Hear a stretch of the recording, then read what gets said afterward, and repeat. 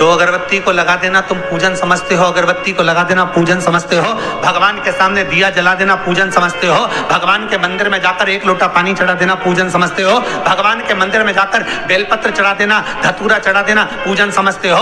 ये पूजन नहीं है। भगवान के मंदिर में जाकर एक क्षण बैठकर उस परमात्मा से दिल की बात कह देना। भले तुम कुछ दिया लगाओ ना लगाओ, अगरबत्ती लगाओ ना लगाओ, तुम भगवान पर जल चढ़ाओ ना चढ़ाओ, बेलपत्री चढ़ाओ ना चढ़ाओ, पर मंदिर में जाकर, अर्थात मंदिर नहीं भी गए हो, अपने ही घर में रहकर अपने हृदय को साफ कर लेना, निर्मल कर लेना, और किसी के प्रति भेदभाव नहीं रखना, किसी के लिए अपशब्द नहीं कहना, किसी के लिए ताना नहीं देना, किसी के लिए गाली नहीं देना, किसी के लिए आड़ा टेढ़ा ना कहना।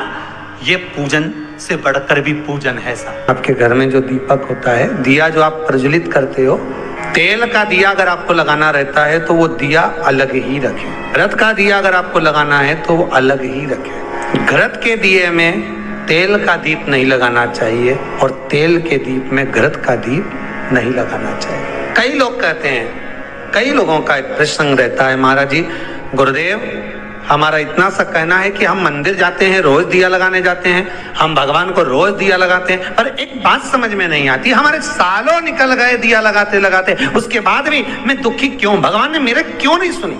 जब उस चोर को भगवान ने कुबेर बना दिया, केवल उसका कपड़ा जलाया, और मैंने इतने सालों से दिया लगाया, क्या भगवान मेरी नहीं सुन रहा?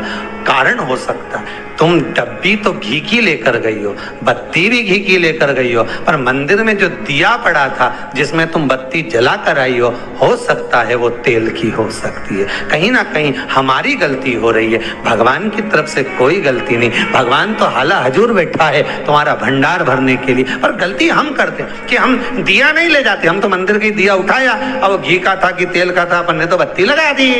पर पहले की माताएं कितनी चतुर होती थी, आटे का दिया लगाती थी कि वो दिया नया बनाओ, जरा सा आटा उसना है, रोटी बनी रही है, उसमें से दिया निकाला लगा दिया। नहीं लगाना, दीप नहीं है। अगर आपको लगता है कि ये तेल का घी का दिया अलग होना चाहिए, इसलिए पहले मंदिरों के अंदर घृत दिया लिखा जाता था, घी का दिया, घी का दिया। आप कभी महेश्वर जाइए, महेश्वर में नर्मदा जी के घाट पर शिव मंदिर में जो दिए जलते हैं वहां लिखा रहता है ये घृत का दिया, तेल का दिया, वहां लिखा है, और दिए ही जलते हैं वहां 108। कई छोटी छोटी गलतियां हैं जो हम करते हैं और बाद में कहते हैं भगवान हमारा नहीं सुन। हमारी आदत है मनवांचित फल की कामना के लिए जब हम शंकर को बेलपत्र चढ़ाते हैं, शिव जी को हम जब बेलपत्र समर्पित करते हैं, आप सभी को मालूम होगा बेलपत्र चढ़ाने का एक तरीका होता है। एक बेलपत्र चढ़ाते हैं तो ऐसे ही चढ़ा देते हैं, 2-4 बेलपत्र चढ़ाई ऐसे ही चढ़ा देते हैं।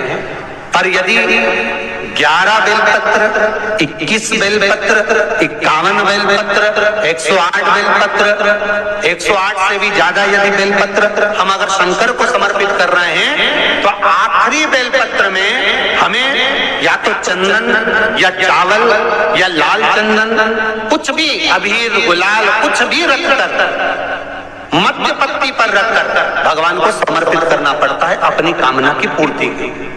अगर हमने 108 ऐसी चढ़ा दी या 11 पत्ते ऐसी चढ़ा दिए तो उसमें कामना की पूर्ति नहीं है, और आखिरी 10 चढ़ा दिए तो आखिरी 11वीं बेलपत्र पे हमें कुछ रखकर देना ही पड़ेगा। तो वो ये जरूरी नहीं है कि आप धन रख कर दें, पैसा रख कर दें या संपदा रख कर दें, उसमें अबीर गुलाल चंदन चावल जो तुम्हारा मन पड़े पुष्प आदि उस पर रख। आपने देखा होगा, आप लोग तो करते रहते हो ना पूजा, तो जहाँ पंडित जी अभिषेक कराते हैं तो आखिरी की बेलपत्र पे वो लगा के सब दे ही देते हैं, लो चढ़ाओ। तो कभी आपने पंडित जी से पूछा कि आखिरी बेलपत्र पे आपने लगा के क्यों दिया? कोई लिख के रख लेता है नमः शिवाय, उसको रख देता संभाल के, सब चढ़ा देगा, उसके बाद वो चढ़ाएगा।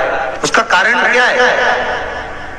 रावण संहिता कहती है कि लंकाधिपति लंकेश जब भी बेलपत्र समर्पित करता था, आखिरी बेलपत्र जब समर्पित करता था तो शंकर को कुछ देकर ही समर्पित करता। शिवलिंग पर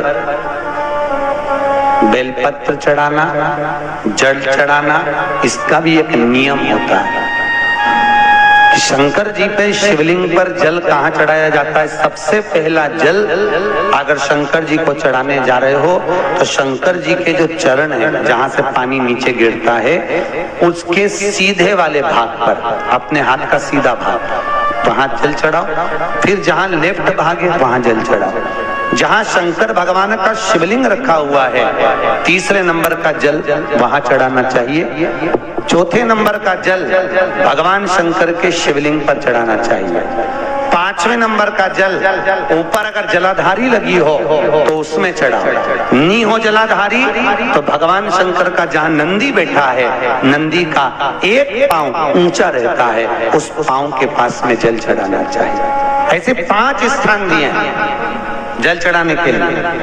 शिव जी का स्नान कितनी चीजों से होता है? 5 चीजों से। पंचामृत, दूध, बोलते जाओ, दही, फिर घी, शहद, फिर शक्कर।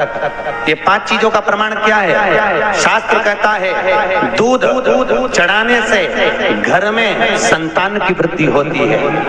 दही चढ़ाने से भगवान शिव के, अगर शिवलिंग पर हम दही चढ़ाते हैं, उससे परिवार में प्रेम बढ़ता है।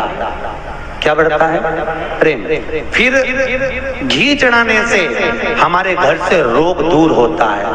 शहद चढ़ाने से, भगवान शंकर पर जो शहद चढ़ाया जाता है वो चढ़ाने से घर में संपदा की वृद्धि होती है। और 5वें नंबर पर भगवान को शक्कर, खांड जो आप जानते होंगे, शक्कर आदि पिसी हुई चढ़ा देने से, शिव जी को चढ़ाने से हमारे घर के बच्चे जिद्दी नहीं होते।